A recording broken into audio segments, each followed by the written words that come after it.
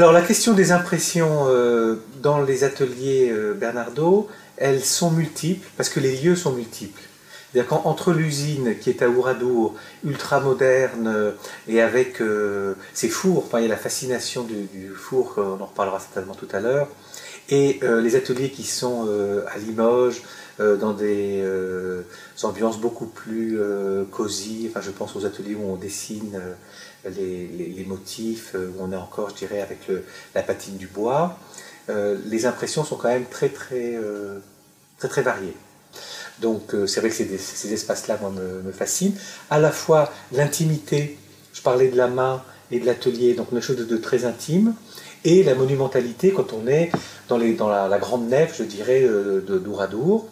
Donc dans le choix du noir et blanc pour ce travail, il y a deux choses. Il y a effectivement le noir et blanc surligne un petit peu les lignes, et donc entre autres la silhouette des objets. Bon, je pense bien sûr entre autres aux théières. Moi, j'aime beaucoup les théières, elles me parlent.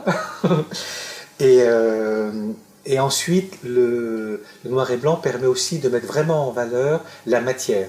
Et c'est une matière sans la couleur, donc on est encore plus dans le grain, avec cette idée que dans la porcelaine, on peut faire des choses très lisses, mais on peut faire aussi des choses très râpeuses.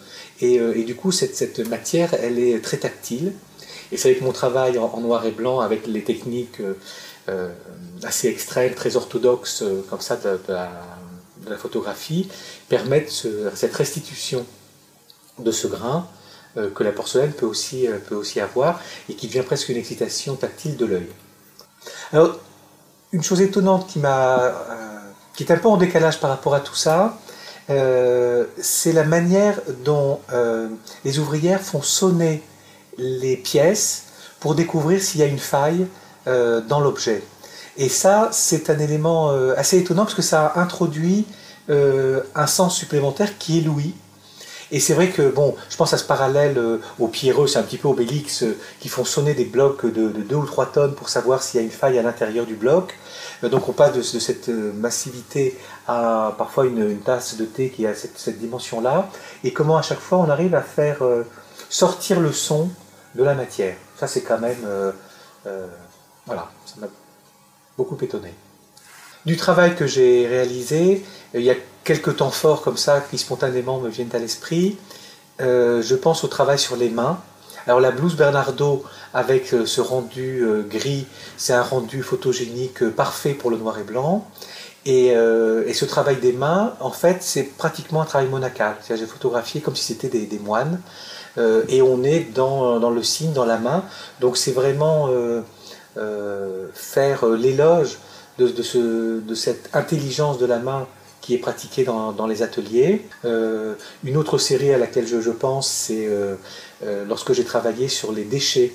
Donc j'avais ces grands bacs avec les déchets, et là on a quelque chose de plastiquement très contemporain. Et puis un troisième registre, et là effectivement ça couvrira un peu les potentiels de la photographie, une photographie beaucoup plus littéraire, beaucoup plus romantique. C'est la photographie de la théière d'Aladin. Alors bon, c'est les annonciations dans l'histoire de la peinture occidentale. C'est Aladin et la théière avec le bon génie. Et là on est dans l'imaginaire. Voilà, donc avec ces 3 images, on a vraiment un spectre large de tout ce qui m'a inspiré.